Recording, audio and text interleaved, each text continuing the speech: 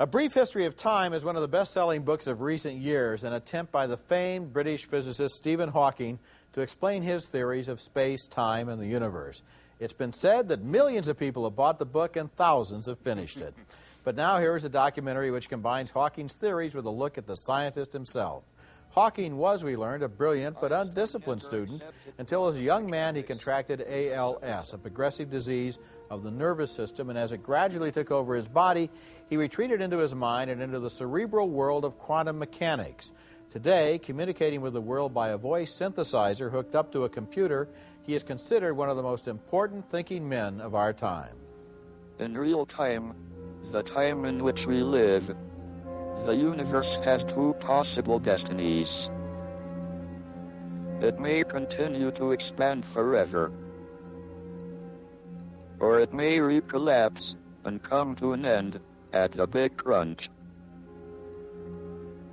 It would be rather like the Big Bang, but in reverse. The filmmaker Errol Morris uses a lot of graphic images to help make Hawking's theories kind of clear. What would happen, for example, if an imaginary astronaut were to fall into one of Hawking's black holes where gravity is so powerful that not even light can escape?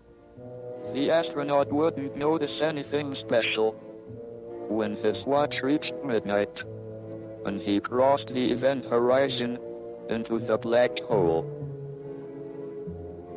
Until, of course, he approached the singularity and was crushed into spaghetti. That's the same kind of graphic technique there that Errol Morris used in his previous film, The Thin Blue Line, a documentary about a very different subject, a killer on a Texas death row.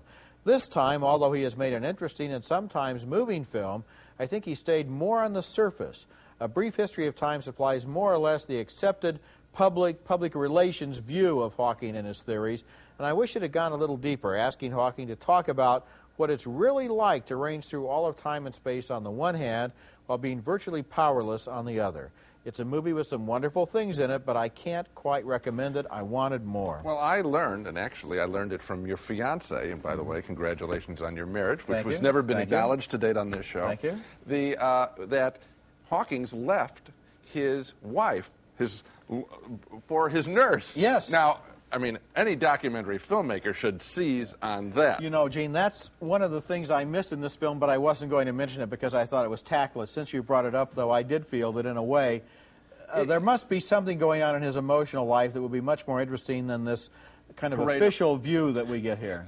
I think I'm going to recommend the picture because I like what it showed. I'm saying that what it doesn't show is natural for a documentary filmmaker and natural for a mind like Errol Morris's, who's done a marvelous series of films. I wonder if they told Morris there were certain things that were off base and couldn't be discussed. But you would also, even what you just raised, you don't have to go into that deep. You could still say, what's it like to sit in the chair? Yeah, what's it like? He doesn't say. What do you miss? Yes. They don't.